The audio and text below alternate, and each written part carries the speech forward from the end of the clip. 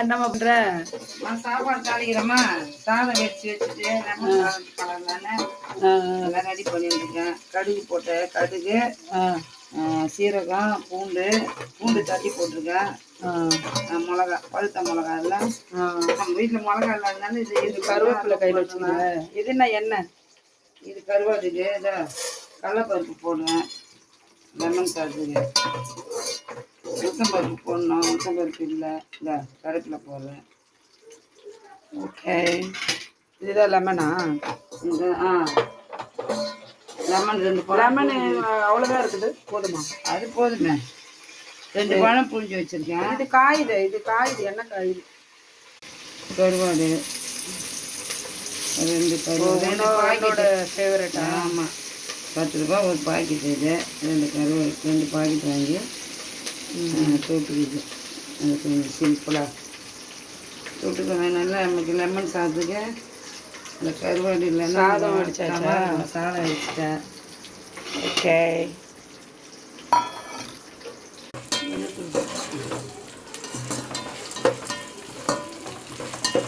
கடலைப்பருப்பு சூழ்ந்துச்சுல நல்ல வந்துடுச்சு போதும்னா.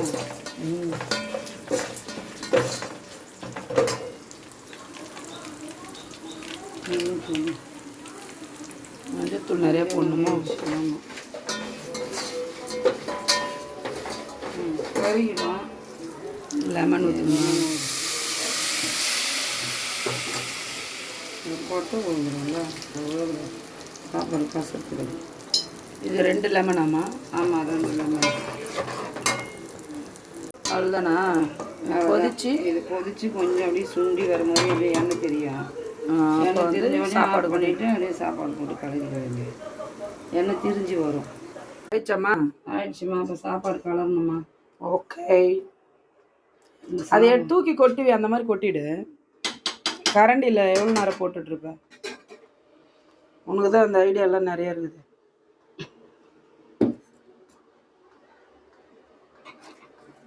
கொஞ்சோண்டு பழம் தானே. கேர்ஃபுல். நீ பாரு சாப்பாடு போதும்,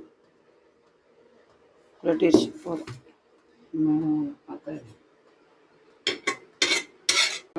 ரெடியா? ரெடி. சூப்பராக வாசனை செம்மையாக இருக்கு.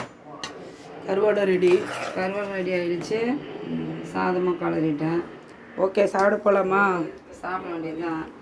வாமா சூப்பராக இருக்கும் கருவாடு. ஓகே, பாய் சொல்லிவிடு எல்லாருக்கும். பாய்.